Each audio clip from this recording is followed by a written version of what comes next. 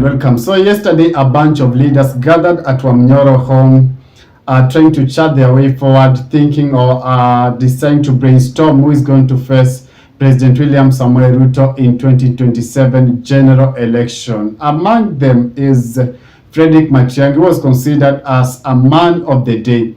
But there was also Stephen Kalonzo Musyoka, there was Rigiji himself, was Richard Onyonka in attendance. And the most important person that I want us to talk about is Linturi, because he is the guy that is going to form the basis of this particular video this afternoon. Linturi has threatened that this week he's embarking on a TV-to-TV interview, and he said he has scheduled with JKR Live to spill the beans. He said he's going to talk about the fertilizer scandal that has been haunting him ever since he left the office. Before I proceed, let's watch what he said. Sasa kama ni mambo ya fertilizer boss, nimepewa nafasi. Let me say this. Kwa leo watu wanasharia hapa wataelewa hii lugha. But I want to say I have a moral and a political responsibility. But kama ingekuwa ni sheria, ngeza mata is rest to the cat. And because I've been challenged, hii story ya mambo ya fertilizer sio story ya Linturi.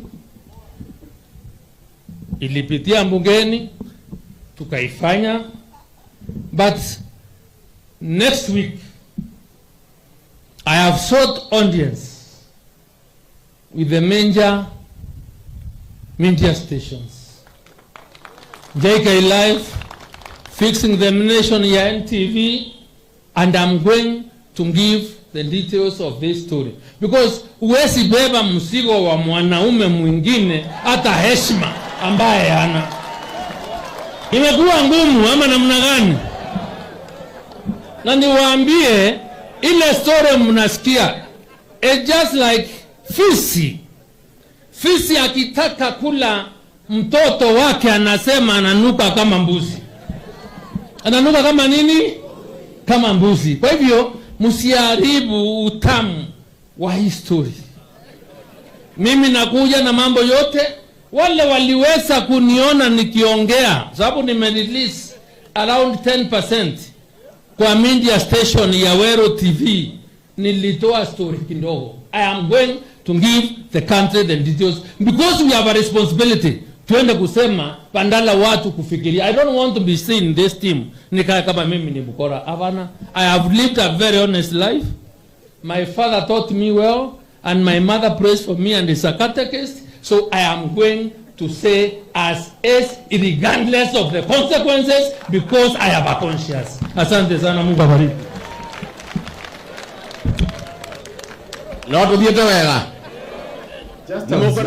Just as you have watched, Linturi is embarking on station to station, radio station to radio station, spilling what he termed as the beans, and he's going to tell Kenyans, or he said he's going to call it a spade a spade. He's going to tell Kenyans how everything happened, and he said categorically that he's not going to carry anyone's cross. He said himself that he's not going to bear the cost or to bear the cross on behalf of someone else. Especially he termed mimi sitabebea mwanaume mwingine mzigo. That means that he was shielding someone, and we can't wait to see what he's going to say regarding all these shenanigans. But it is important to note that whenever a CS is fired or is chased out of the government, he comes out with his own allegation. He starts saying that this in government is bad. So that is a question that I believe the interviewers should throw at his feet. That particular question he has to answer. Why now? Why does he suddenly become clever and started calling out the government? Because this guy was playing defense for the government. He used to defend the government, especially the fertilizer scandal. He defended it tooth and neck. He did not, he said that he was clean and everything happened as per the constitution. Nothing was suspicious in all that dealings. And right now he has decided to change the tune. So Kenyans should read a lot of politics in this, because it seems the guy knows what he's doing, and he should also tell us, why should we believe him? Is it because his jealousy, someone else has been invited on the table, or he's telling the truth? That's a question that we are going to see how he's going to answer.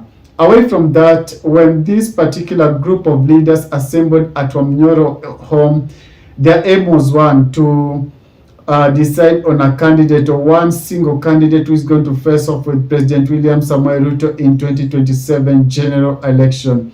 The man of the day, as I had stated earlier on, was Matiang'i, because Matiang'i has been being forwarded by Jubilee Party to face off with President William Samoei Ruto in 2027 general election. But the guy comes with his equal measure of challenges, especially he has a poor track record of buying the court orders that, according to Miguna said that this guy does not obey court orders, and during his tenure is when Miguna suffered ejection from Kenya and forced to live incommunicado in Canada for a period until the tenure of President Uhuru Kenyatta ended, and he was accepted back into the country. So we don't know how the guy is going to convince Kenya regarding that, because so many Kenyans are a bit uncomfortable with that. Also the Ribayala issues, so many people are calling it out. So we don't know how he's going to convince Kenyans regarding that. And based on those individuals that are there, I don't know your opinion, guys, because they seem to be the same monkeys in a different forest. They are just packaging themselves and jumping into a different forest and trying to convince Kenyans that this time round we've changed and we're going to fight for you guys. Remember, there is a public debt audit, and there is a case in court that was forwarded with Okia Omtata. How these guys are going to handle such an issue remains a mystery to us, because I'm not sure if, especially the public debt issue, if it's going to touch the elites, the individuals that you saw at Wamunyoro home, whether they are going to be able to handle such a emotive issue, so to speak, regarding the public debt. So that's some of the questions that we have to put them on their table and ask them whether they are going to shield their colleagues that are in the government right now, or they're going to fight viciously for goodwill of the public, so to speak. So we await to see that particular discussion around their agreement as per who is going to face President William Samoei Ruto in 2027 general election. If it is your first time, guys, on my channel, before you sign out, could you kindly just hit that subscription button and put on a notification bell as well, so that when I do subsequent videos, you'll not miss out. Adios.